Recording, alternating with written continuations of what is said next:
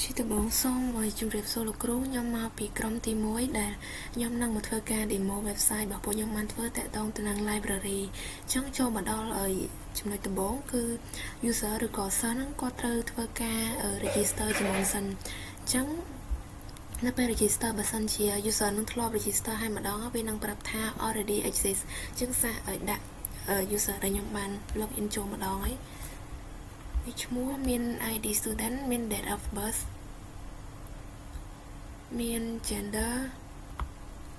email ហើយនឹង password យើងធ្វើការ register វានឹងប្រាប់ថា student ID ក៏ email ហ្នឹង already exist អញ្ចឹងយើងធ្វើការ login វាចូលម្ដងទៀត password ចឹងនៅពេលដែលយើង login ចូលក្នុង website ហ្នឹងហើយក៏អាចចូលមើលបានដែលនេះជា home page របស់យើងគឺមានទម្រង់បែបហ្នឹងអញ្ចឹងនៅក្នុងហ្នឹងក៏មានទាំង book មាន research service event ហើយនឹង about ដែល purpose របស់ក្រុមខ្ញុំដែលធ្វើ website library ហ្នឹងគឺត្រង់ចំណុចbook នេះដែលនៅក្នុងហ្នឹងនេះគឺជាសៀវភៅក្នុង catalog ទាំងអស់ដែលយើងមានចំនួនប៉ុណ្ណឹងហើយសិស្សឬក៏ user នឹងគាត់អាចធ្វើការ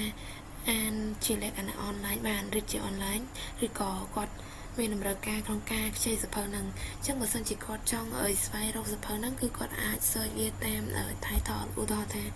search រកសៀវភៅមុនគេនេះទៅ The Clean Code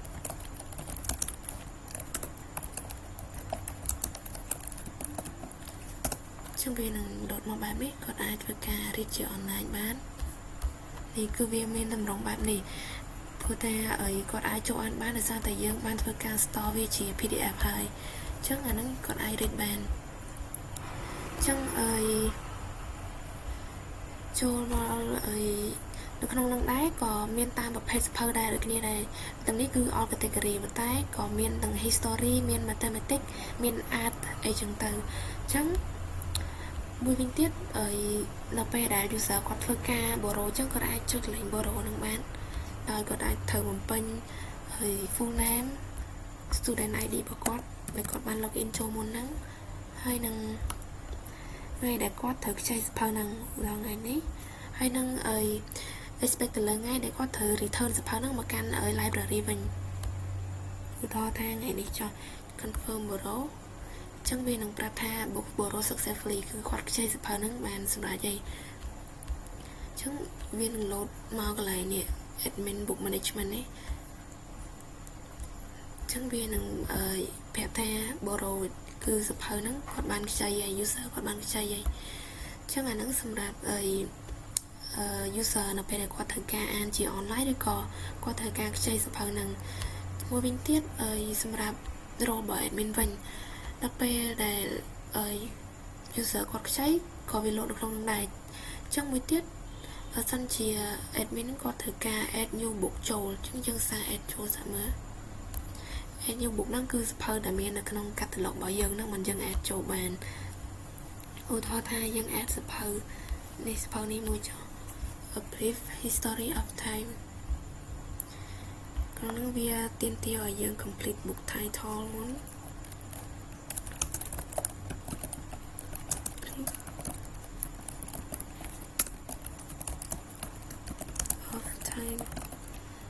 ចឹងមានបំពេញauthor ថ្ងៃហើយនឹង category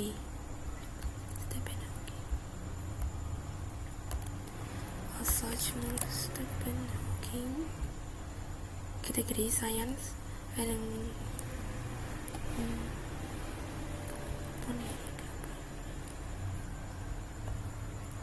ឆ្នាំ1988